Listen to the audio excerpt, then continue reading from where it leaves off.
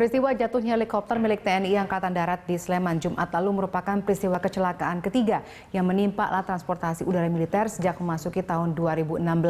Rekan Ahmad Murodi akan menyampaikan informasi kasus kecelakaan yang menimpa alutsista udara TNI kita sejak tahun 2004 silam. Silakan Dodi. Ya baik, terima kasih Vale dan juga pemirsa. Memang betul sekali alutsista udara TNI bukan kali ini saja mengalami masalah dan kemudian berakibat pada kecelakaan. Karena berdasarkan data yang kami himpun, pada 12 tahun terakhir kurang lebih begitu ada 16 kasus kecelakaan yang memang cukup menyita perhatian publik. Kita akan coba lihat satu persatu. Betul sekali tadi pemirsa kata Vale bahwa memang kejadian di Sleman adalah kejadian yang ketiga untuk tahun 2016 ini. Dua kejadian sebelumnya adalah pada 20 Maret 2016 yang lalu. Helikopter Bell 412 EP TNI AD jatuh di Poso Sultan. Sebanyak 13 personel TNI Satgas Sinombala. Dan ketika itu memang 13 personel ini sedang melakukan patroli untuk mengejar kelompok teroris Santoso. Akan tetapi helikopter yang mengalami gangguan begitu karena udara yang buruk dan kemudian jatuh di perkebunan milik warga dan tidak ada yang selamat.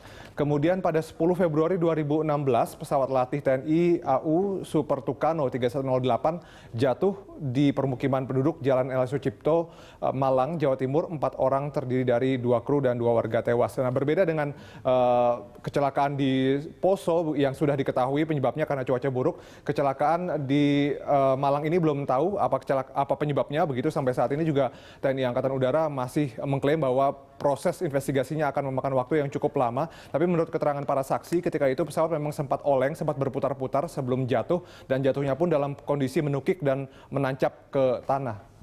Selanjutnya, sebelum ini, 15 Maret 2015, tim aerobatik TNI Angkatan Udara mengalami kecelakaan dalam latihan untuk Langkawi International Maritime and Aerospace Exhibition atau LIMA. Sebagian rumah penduduk terbakar. Kemudian pada 30 Juni 2015 pesawat Hercules C-130 jatuh di permukiman penduduk Jalan Jamin Ginting Medan, 141 korban tewas, dan ini dalam data kami begitu 12 tahun terakhir adalah kecelakaan yang paling banyak menelan korban sampai 141 korban tewas, terdiri dari kru, penumpang dan penduduk yang tertimpa badan pesawat. Dan pesawat Hercules C-130 ini juga jatuh hanya 2 menit setelah lepas landas. Sebetulnya pilot ketika itu juga sudah mendeteksi ada masalah dalam pesawatnya dan sudah meminta izin juga untuk berbalik arah dan kemudian pulang ke pangkalan, akan tetapi kemudian pesawatnya terlanjur jatuh.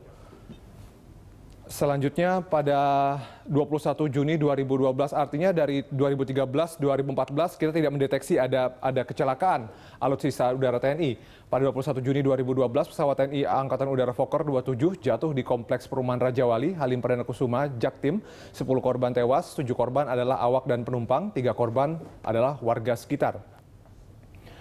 Dan kemudian tidak ada data 2011-2010 juga kecelakaan, sehingga kita langsung ke 2009. 6 April 2009 pesawat Fokker 27 juga TNI Angkatan Udara jatuh di Lanut Hussein Sastranegara Bandung. 24 korban tewas. Dan pada tanggal 20 Mei 2009 ini juga kecelakaan yang cukup besar dan juga menimpa pesawat Hercules C-130 lagi jatuh di Magetan, Jawa Timur. 98 korban tewas termasuk 2 warga setempat yang tertimpa badan pesawat. Tapi berbeda dengan kecelakaan-kecelakaan sebelumnya, kecelakaan ini terjadi ketika mendarat begitu. Memang mendaratnya tidak sesuai dengan trajektori karena mendaratnya itu berada di ujung landasan, pesawat kemudian jatuh dan kemudian meledak. Dan masih juga dipertanyakan apa penyebab kecelakaannya karena ketika itu kondisi pesawat sedang bagus dan cuaca juga sedang mendukung sebetulnya untuk penerbangan. Kemudian data lain. Iya, 12 Juni 2009, heli Puma milik TNI Angkatan Udara jatuh di kawasan Lanut Atang Senjaya, Bogor. 2 korban tewas, sedangkan pilot dan kopilot dan 3 anggota TNI lainnya mengalami luka-luka. Dan 4 hari sebelumnya, heli TNI Angkatan Darat Bolko BO-105 jatuh di Pagelaran, Cianjur. 3 korban tewas dan 2 korban mengalami luka-luka. 26 Juni 2008, pesawat Kasa TNI Angkatan Udara A212-200 jatuh di Gunung Salak, Jabar. 18 korban tewas, termasuk 3 warga negara asing asal India, Inggris, dan Singapura. Dan pada 5 November 2008, helikopter milik TNI AU jatuh di sebuah tambak di Brebes. Ini tidak ada korban jiwa. Selanjutnya pada 11 Maret 2008, helikopter latih TNI Angkatan Udara Bell 4747B jatuh di areal perkebunan tebu di Subang, Jabar, tidak ada korban jiwa. Dan pada 7 Januari 2008, helikopter Twin Pack S-58T TNI Angkatan Udara jatuh di Desa Lubuk Agung, Riau. 1 orang tewas yang merupakan konglomerat asal Singapura. Kemudian pada 16 November 2007, helikopter Super Puma TNI Angkatan Udara jatuh di Bandara Sentani, Papua. Ini juga tidak ada korban jiwa. Dan ini adalah kejadian yang paling lama, 2004, 12 tahun yang lalu, 22 Desember 2004, helikopter milik TNI Angkatan Laut jatuh di Nabire, 5 korban tewas. Dan pada 23 Desember 2004, jadi hanya berselang 1 hari saja, helikopter milik TNI Angkatan Udara jatuh di Wonosobo, 13 prajurit TNI tewas. Ya, itu dia data-data terkait dengan 12 tahun terakhir kecelakaan alutsista udara TNI. Ada 16 kecelakaan yang tadi kami sampaikan. Kembali ke Anda di studio, Vale. Baik, terima kasih Dodi atas informasi yang telah Anda sampaikan. Baik, Bu Nuning, saya ke Anda terlebih dahulu. Ini ada sekitar 16 peristiwa kecelakaan yang terjadi sejak tahun 2004 sampai 2016. Dan ini cukup besar juga korban yang terjadi. Betul. Nah, apa sebenarnya menyebabkan kecelakaan demi kecelakaan ini terus terjadi? Apakah tadi serta-merta hanya kepada anggaran yang tidak memadai? Tentu kita harus melihat apabila terjadi satu kecelakaan, kita kan tidak langsung bicara mengenai anggaran, lalu kemudian kita tidak juga bicara mengenai kondisi pesawat. Kita harus bicara dulu mengenai KIRKA. KIRKA itu perkiraan keadaan sebelum pesawat itu diberangkatkan. Itu ada variabel pengukurnya, apakah layak terbang atau tidak. Itu cuaca, faktor kesehatan pengawak, juga weight, beban dari pesawat itu. Kita harus pertanyakan juga ketika terjadi kecelakaan terakhir juga yang di Sleman ini, apakah overweight, apakah ada gangguan cuaca atau human error. Nah, hal-hal ini harus terjawab dari investigasi yang dilakukan oleh TNI AD terkait dengan jatuhnya pesawat tersebut. Demikian juga dengan jatuhnya kecelakaan pesawat di masa yang lalu. Lalu kemudian ada pembahasan juga karena di Poso kemarin yang jatuh kan Bell juga. Lalu banyak orang mengatakan apakah pesawat heli Bell itu tidak layak kita pakai atau tidak. Mungkin kalau dikatakan langsung tidak layak, saya tentu tidak setuju karena semua pembelian pesawat itu sudah dengan segala uji kelayakan dan lain sebagainya. Tetapi mungkin hal yang terlupakan bagaimana menyesuaikan geografis dengan teknologi dari pesawat itu sendiri. Ya. Dari banyaknya kecelakaan ini, menurut Anda yang paling banyak menjadi penyebabnya itu apa? Apakah human error? Apakah tadi alat yang tidak cukup baik? Karena selama ini selalu dikatakan secara garis umum itu adalah layak terbang pada saat itu kondisinya. Iya, kalau evaluasi layak terbang itu selalu dilakukan oleh semua matra TNI terhadap alutsistanya. Tetapi kan kondisi yang ada itu kita tidak bisa menipu juga bahwa kayak kemarin ini Bell ini sudah pengadaannya dari tahun 78, sudah 40 tahunan ya. 76, 40 tahun. Tentu hal itu harus dipikirkan apakah spare partnya juga sudah ada yang aus dan jangan sampai terjadi kanibalisasi. Kanibalisasi itu menggunakan mesin dari pesawat lain dan lain sebagainya lah itu ya. Baik. Nah, hal ini kan tentu harus menjadi PR bagi Kemenhan maupun Mabes TNI, semua matra. Jadi bukan hanya TNI AD saja, jangan sampai tadi yang saya katakan, kalau kejadian itu di TNI AD lalu kemudian dicecer AD terus. Ini kita harus duduk bersama antara DPR dan mitra, yaitu Kemenhan dan Mabes TNI serta matra-matra TNI yang ada. Bagaimana penyelesaian hal ini? Juga pendidikan prajurit pengawak dari alutsista itu harus banyak benchmark. Harus banyak mereka mungkin dikirim ke negara-negara lain, melakukan juga TOT bagi harwatnya, yaitu pemeliharaan dan perawatan. Tidak mungkin apabila suatu pembelian alutsista tidak dilengkapi dengan TOT yang jujur.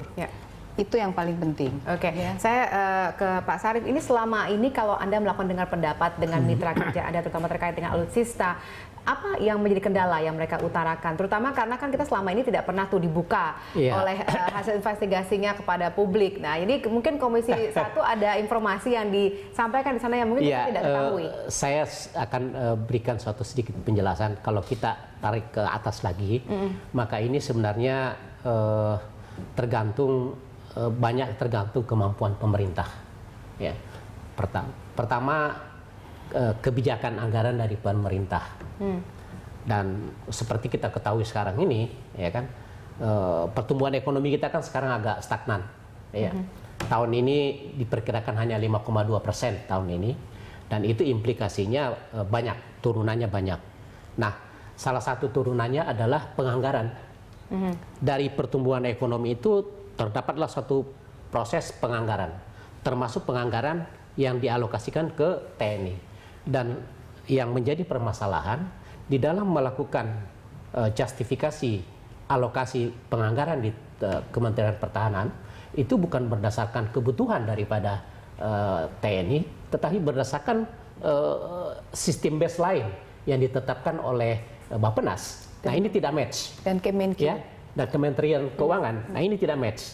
Jadi sampai kapanpun kebutuhan minimum essential force yang sudah dicanangkan oleh Pak SBY dulu, bahwa itu akan selalu kita dukung untuk dinaikkan, itu tidak akan berjalan dengan bagus. Lagi-lagi, sekali lagi, yang paling pertama yang harus dilakukan adalah bagaimana agar ekonomi kita ini tumbuh. Yang kedua, prioritas program yang memang menjadi program utama untuk perlu menjadi prioritas, itulah yang harus dilakukan pertama kali. Nah, untuk program-program yang dapat dilakukan oleh pihak lain, ya mari silahkan kita bersama-sama agar ini dapat kita lakukan bersama-sama. Antara lain, di dalam membangun infrastruktur itu bukan hanya bisa dilakukan oleh pemerintah, bisa dilakukan oleh BUMN. Nah, yang ketiga, jangan memberikan penyertaan modal negara kepada BUMN yang berlebihan. Ini suatu pemborosan. Sebenarnya BUMN itu kan bagaimana dia mengharap mendapatkan profit untuk kepentingan negara. Jangan negara memberikan uang kepada dia, sementara uang sebenarnya ini bisa diperlakukan untuk macam-macam, untuk kepentingan rakyat, antara lain juga untuk kepentingan alutsista. Sebenarnya seberapa prioritas sih ini alutsista ini sehingga akhirnya harus dijadikan salah satu anggaran yang lebih besar dibandingkan yang lain-lain? Berapa besar sebenarnya yang idealnya menurut Anda? Saya ingin memberikan bayangan. Tadi sudah begitu banyak data tentang kecelakaan. Itu artinya apa? Dari sisi kualitas dan kuantitas kita sangat rendah sekali. Nah, dari sisi kuantitas itu perlu dengan luas negara kita yang begitu besar, itu sangat sedikit untuk mengcover, untuk menjaga integritas kedaulatan negara kita. Dari sisi kualitas, kita sudah pernah kita melihat bahwa ada beberapa skuadron F-16 misalnya, atau Sukhoi misalkan, itu sudah ada. Tetapi menjadi pertanyaan, apakah siap perang? Mereka kebanyakan siap operasi, tapi tidak siap perang. Nah, ini berarti apa? Kualitasnya kurang. Nah, ini harus dipenuhi lagi. Yang ketiga, ya kan, alutsista untuk kebutuhan radar misalkan, kan, untuk mengcover negara kita yang begitu besar, itu juga sangat minim.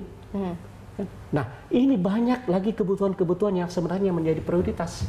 Kalau memang kita ingin betul-betul ingin menjaga kedaulatan integritas negara kita, ini harus dilakukan. Nah, lagi-lagi kebijakan pemerintah harus ada, keberpihakan harus ada. Nah, jadi harus duduk bersama Bappenas, Menteri Keuangan, Kementerian Pertahanan, duduk bersama. Apa kebutuhan? Tidak usah muluk-muluk. Minimum essential force saja yang dibutuhi sudah cukup untuk saat ini. Dalam arti kata, dengan anggaran yang terbatas, bisa diseprit ke seluruh lini dengan sistem proporsional. Memang selama ini nggak pernah dilakukan itu, Pak? Duduk bersama tadi semua. Mohon maaf kalau saya katakan sekarang ini belum. Meskipun sudah sering terjadi kecelakaan. Agak menyimpang sekarang. Agak menyimpang. Kalau saya katakan sekarang agak menyimpang. Ya, salah satu contoh saya katakan. Pemerintah sebenarnya punya memang pemerintah mengalami kesulitan dalam hal penerimaan negara. Penerimaan pajak memang kan berkurang saat ini. Tetapi rakyat sekarang ini sudah sudah tidak menerima subsidi BBM. Artinya apa? Sudah ada pemerintah memiliki uang sekitar kurang lebih hampir 300 triliun. Yang kedua, ada penyertaan modal pemerintah kepada BUMN 46 triliun, katakanlah 50 triliun, sudah 350 triliun. Oke, jadi menurut Anda sebenarnya bisa sebagian dialokasikan untuk alutsista? Bisa, tetapi karena memang kebijakannya memang belum menyentuh ke sana, ya kita lihat bahwa belum cukup untuk memenuhi kebutuhan itu. Baik, benarkah seperti itu Bu Nuning bahwa saat ini memang belum ada koordinasi antara pemerintah dengan lembaga-lembaga terkait ini untuk menentukan seberapa besar sebenarnya alutsista ini sehingga harusnya bisa menjadi prioritas dalam anggaran kita? Kalau koordinasi sih dilakukan. Saya juga dulu pernah menjadi anggota Komisi 1. Koordinasi yang dilakukan itu rapat dengan pendapat dan lain sebagainya ya. Itu dilakukan. Tetapi kesamaan visi itu yang belum terbangun di dalam koordinasi-koordinasi yang dilakukan. Seperti halnya Kementerian Keuangan maupun Bappenas. Mereka melihatnya seperti tadi Pak Sarif katakan, di dalam satu kapasitas mereka sebagai orang-orang yang berkecimpung di dunia keuangan, mereka melihatnya dalam konteks baseline. Jadi bukan dengan membangun satu visi pertahanan. Membangun visi pertahanan, kita tidak hanya bicara pembangunan alutsista saja, Mbak Vale. Tetapi kita juga harus bicara bagaimana kita menghadapi perang-perang modern. Kalau kita bicara alutsista, itu kan kita seolah hanya bicara mengenai perang konvensional. Penyiapan dari persenjataan dan lain-lain. Yang terkait secara fisik TNI-nya. Tetapi kita ketika harus menjumpai adanya proxy war, lalu cyber war, itu kan juga bagaimana kita membangun prajurit agar memiliki pengetahuan serta kemampuan dalam menghadapi perang-perang modern yang bahkan ke depan nanti kita akan hadapi era digital, di mana juga bagaimana prajurit itu harus siap membantu masyarakat ini untuk tidak mudah terpengaruh dengan berbagai macam ajakan ataupun ajaran yang justru akan membahayakan keamanan maupun pertahanan negara kita. Oke. Jadi memang sampai dengan saat ini Anda melihat belum ada kesamaan visi tersebut sehingga akhirnya anggaran belum tepat sasaran. Ya tidak mungkin bisa kita katakan seperti harapan daripada baik itu dari TNI maupun juga masyarakat sendiri, bahwa ke depan ini TNI akan menjadi lebih baik, profesional dan bertanggung jawab ya. Meskipun itu upaya sudah ada, tetapi apabila tidak terbangun suatu kondisi dengan anggaran yang cukup untuk pembangunan prajuritnya, kesejahteraannya juga alutsistanya, ya tentu saja kita hanya bisa bermimpi. Berapa seharusnya anggarannya ideal menurut Anda? Kalau tadi Pak Sarif sempat menyebutkan 200 triliun. Jadi ada range sekitar 250 triliun. Itu diambil dari 10 sampai 20% dari APBN atau 2,5% dari PDB. Jadi hal ini memang utopi ya, satu impian untuk kita bisa mendapatkan satu kondisi maksimum yang diharapkan agar TNI ini juga semakin baik ke depan.